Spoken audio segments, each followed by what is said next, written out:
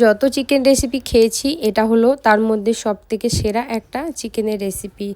আপনারা যদি একবার না তৈরি করেন এই রেসিপিটা তাহলে কিন্তু মিস হয়ে যাবে।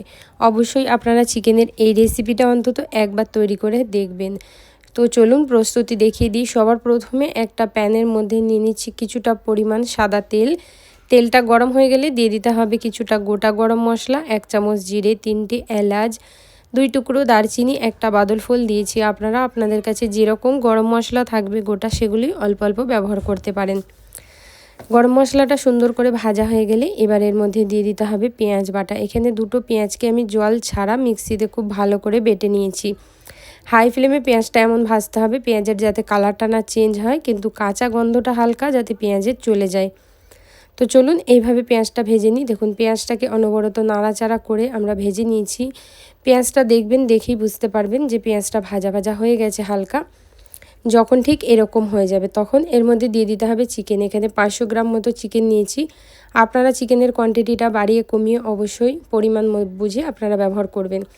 চিকেনটাকে আগে থেকে খুব ভালো পরিষ্কার করে ধুয়ে জল ঝরিয়ে রেখে দিয়েছিলাম। এবার চিকেনটাকে পেঁয়াজের সাথে খুব ভালো করে কষাতে হবে। যতক্ষণ না চিকেনের কালারটা একদম সাদা ভাব চলে না আসছে ততক্ষণ কষাতে হবে। এই রান্নাটা কিন্তু শুধুমাত্র কষিয়ে করতে হবে। দেখবেন এর স্বাদটা যে এতটাই দারুণ।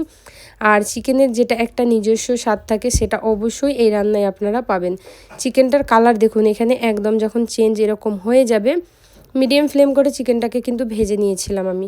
এবার দিয়ে দিতে হবে হচ্ছে এখানে 5 থেকে 6টা দিয়েছি কাঁচা লঙ্কা, সাথে দিয়েছি 2 ইঞ্চি আদার টুকরো, 4 থেকে 5 কোয়া মতো রসুন। এগুলোকে মিক্সি গ্রাইন্ডারের মধ্যে খুব ভালো করে মিহি ব্লেন্ড করে নিয়ে চলে এসেছি। তো এটাকে দিয়ে হাই ফ্লেমে এবার চিকেনটাকে আরও ভালো করে 2-4 মিনিট মতো সুন্দর করে কষিয়ে ফেলতে হবে। তো এর মধ্যেই এবার আমি সাথে সাথে দিয়ে দেবো হচ্ছে নুন। নুনটা দিলে চিকেনটা সুন্দরভাবে সিদ্ধ হয়ে যাবে আর চিকেন থেকে এক্সট্রা যেটা জল আছে সেটাও কিন্তু বেরিয়ে যাবে। এখানে দিয়ে দিচ্ছি আমি 1 চামচ মতো নুন।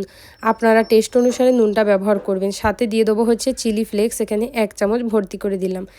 এই চিলি ফ্লেক্সটাই কিন্তু ঝাল কম, তাই আমি একটু বেশি দিচ্ছি পরিমাণটা। আপনাদের চিলি ফ্লেক্সে যদি ঝাল বেশি থাকে অবশ্যই পরিমাণ বুঝে চিলি ফ্লেক্সটা আপনারা ব্যবহার করবেন। এবার এই চিকেন আর চিলি ফ্লেক্সটা খুব সুন্দরভাবে কিন্তু আমি দিয়ে এবার ভাজা ভাজা করে নেবো। 1-2 মিনিট মতো দিয়ে এটাকে ঢাকা দিয়ে দেবো। ঢাকা দিয়ে এটাকে লো ফ্লেমে রেখে দেবো 2 মিনিট মতো। চলুন 2 মিনিট পর দেখাচ্ছি। 2 মিনিট হয়ে গেছে। দেখুন চিকেনটা কিন্তু খুব সুন্দরভাবে কিন্তু এবার সিদ্ধ হওয়া শুরু হয়ে গেছে। এবার চিকেনটাকে আমি লো ফ্লেমে রেখেছিলাম, এবার একটু গ্যাসটাকে হাই করে দেবো। হাই করে দিয়ে আবার একটু খুব ভালো করে কষিয়ে নেবো আর দিয়ে দেবো এর মধ্যে কিছু মশলা, সেগুলো দেখিয়ে দিই। এখানে আমি ব্যবহার করছি হচ্ছে শুধুমাত্র 1 চামচ পরিমাণ জিরের গুঁড়ো আর দিয়ে দেবো হচ্ছে 1 চামচ পরিমাণে ধনিয়ার গুঁড়ো। এই দুটো দিয়ে দিচ্ছি। দিয়ে নাড়াচাড়া করে এবার এর মধ্যে দিয়ে দেবো হচ্ছে 1 কিউব মতো বাটার। আপনারা বাটারের এক্সচেঞ্জে ঘিউ দিতে পারেন বা বাটারটা আপনারা যখন প্রথমে তেল ব্যবহার করেছিলাম তখনও দিতে পারতেন।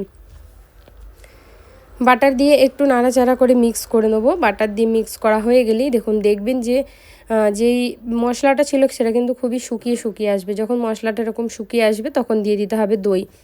এখানে 100 গ্রাম মতো দই ফেটিয়ে আমি ব্যবহার করছি। এই অন্যতম চিকেনের রেসিপিটা যারা তৈরি কোনো দিনও করেননি অন্তত একবার আমার রিকোয়েস্টে তৈরি করবেন, দেখবেন খুবই লোভনীয় একটা খাবার।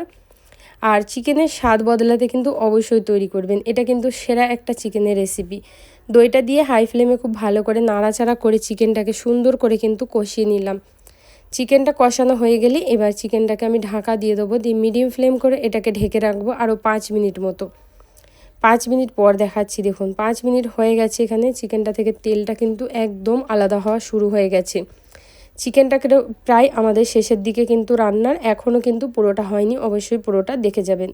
অন্যতম একটা জিনিস এবার এর মধ্যে ব্যবহার করতে হবে, সেটা হলো ক্যাপসিকাম, টমেটোর আর কটা কাঁচা লঙ্কা। এগুলো কিন্তু বীজ ছাড়িয়ে ব্যবহার করেছি আমি সবকটাই। দিয়ে এর মধ্যে দিয়ে দিচ্ছি।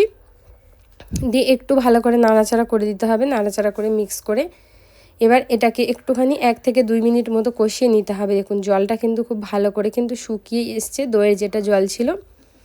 এবার এগুলো সব সিদ্ধ হওয়ার জন্য সামান্য পরিমাণ আমি জল দেবো। এটা কিন্তু খুবই গামাখা হয়, খুব বেশি ঝোল হয় না, তাই জলের পরিমাণটা অবশ্যই কিন্তু কম ব্যবহার করবেন।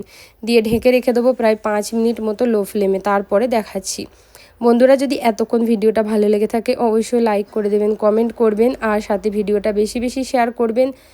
ইউটিউব থেকে দেখলে অবশ্যই বন্ধুরা এই ছোট্ট চ্যানেলটার পাশে থাকবেন, সাপোর্ট করবেন, চ্যানেলটা সাবস্ক্রাইব করবেন।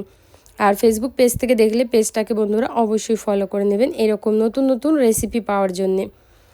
5 মিনিট পর দেখুন বন্ধুরা কতটা সুন্দর যে একটা সুগন্ধ আসছে, আপনাদের বলে বোঝাতে পারবো না। আপনারা অবশ্যই কিন্তু বন্ধুরা এই রেসিপিটা একবার বাড়িতে তৈরি করবেন। এখানে আমি দেখুন সামান্য পরিমাণ দিয়ে দিচ্ছি হচ্ছে গরম মশলা, যেটা আমার হোমমেড গরম মশলা। এই রেসিপি কিন্তু আমার চ্যানেলে অলরেডি দেওয়া আছে, আপনারা অবশ্যই সেখান থেকে চেক করে নেবেন।